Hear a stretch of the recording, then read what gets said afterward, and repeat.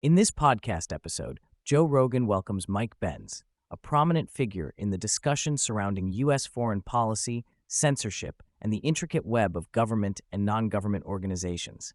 The conversation dives deep into various subjects, revealing the complexities of how these entities operate and influence both domestic and international affairs. Benz begins by discussing the pivotal role of USAID, United States Agency for International Development, in shaping U.S. foreign policy. He explains that USAID is not merely a humanitarian organization, but a powerful tool for the U.S. government to exert influence globally. By funding various programs, USAID can effectively steer the political landscape of other nations, often under the guise of promoting democracy and development.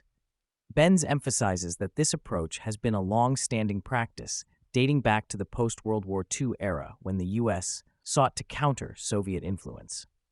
Benz elaborates on how USAID's operations often intersect with the interests of the CIA and other intelligence agencies.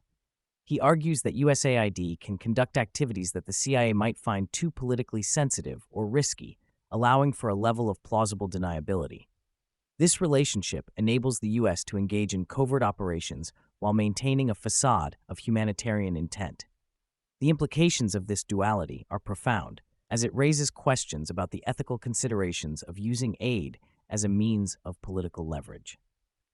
The conversation shifts to the topic of censorship, particularly in the context of social media and information control. Benz highlights the alarming trend of government agencies, including USAID, collaborating with tech companies to regulate speech and control narratives. He points out that this collaboration often targets dissenting voices and political opposition, effectively stifling free expression under the guise of combating misinformation. Benz argues that this form of censorship is not limited to foreign countries, but is increasingly evident within the United States. He discusses how the government has utilized various organizations to monitor and suppress speech that contradicts official narratives. This raises significant concerns about the erosion of democratic principles and the potential for abuse of power, as the lines between legitimate regulation and authoritarian control become increasingly blurred. Benz provides a historical overview of U.S. interventions, drawing parallels between past and present actions. He references the CIA's involvement in regime changes during the Cold War, illustrating how these tactics have evolved but remain fundamentally the same. The discussion highlights the cyclical nature of U.S. foreign policy, where interventions are often justified by the need to promote democracy or combat perceived threats. He emphasizes that the consequences of these interventions are often dire, leading to instability and suffering in the affected regions. Benz argues that the U.S. has a responsibility to acknowledge the long-term impacts of its actions and to reconsider its approach to foreign policy. This historical context serves as a backdrop for understanding the current geopolitical landscape and the motivations behind U.S. actions abroad. The role of NGOs in shaping public policy and opinion is another critical subject of discussion. Benz explains that many NGOs operate with funding from the U.S. government, effectively acting as extensions of U.S. foreign policy. This relationship raises questions about the independence of these organizations and their true motivations. He argues that while some NGOs genuinely seek to promote human rights and development, others may be complicit in furthering U.S. interests at the expense of local populations. Benz also discusses the implications of this dynamic for grassroots movements and local activism. When NGOs are perceived as foreign agents, it can undermine their credibility and alienate the very communities they aim to support. This tension complicates the landscape for social change, as local activists must navigate the challenges posed by both government and NGO involvement in their movements. The conversation delves into the impact of social media on political discourse, particularly in the context of censorship and information warfare.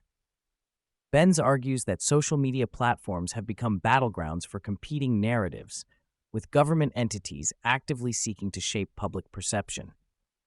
He highlights the role of algorithms in amplifying certain voices while silencing others, creating an uneven playing field for political discourse. Benz emphasizes that this manipulation of information can have real-world consequences, influencing elections and public opinion.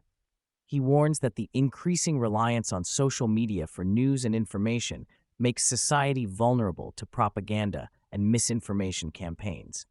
This concern underscores the need for greater transparency and accountability from both tech companies and government agencies in their handling of information. The discussion takes an intriguing turn as Benz explores the intersection of music and politics. He explains how music has historically been used as a tool for social change and political mobilization. Benz points out that governments, including the U.S., have recognized the power of music to influence public sentiment and have sought to harness it for their own purposes. Benz cites examples of how the U.S. government has funded musical initiatives to promote specific political agendas, particularly in foreign countries. He argues that this strategy can be effective in shaping cultural narratives and galvanizing support for government policies. The implications of this approach raise questions about the authenticity of artistic expression and the potential for manipulation in the name of political objectives. Benz highlights the critical role of the judiciary in maintaining political control, particularly in countries undergoing regime changes or political upheaval. He discusses how judicial systems can be weaponized to target political opponents and suppress dissent.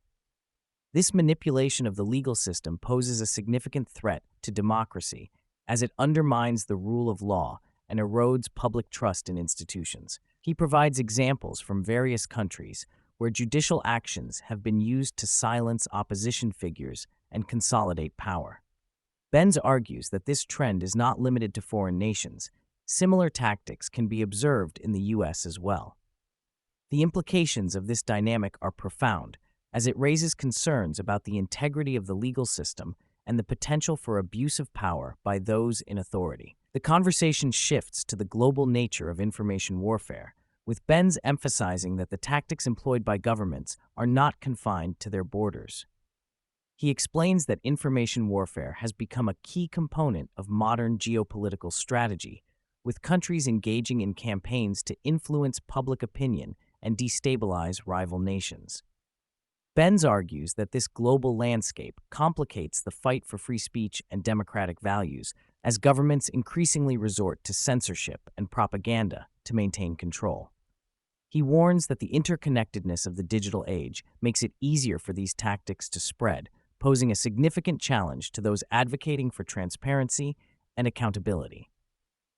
As the discussion progresses, Benz reflects on the future of U.S. foreign policy in light of the current geopolitical landscape. He argues that the U.S. must reevaluate its approach to international relations, particularly in the context of rising global powers and shifting alliances. Benz emphasizes the need for a more nuanced understanding of the complexities of foreign policy, moving away from simplistic narratives of good versus evil. He advocates for a foreign policy that prioritizes diplomacy and cooperation over military intervention and coercion. Benz believes that fostering genuine partnerships with other nations is essential for addressing global challenges and promoting stability. This vision for the future of U.S. foreign policy underscores the importance of learning from past mistakes and adapting to the evolving geopolitical landscape.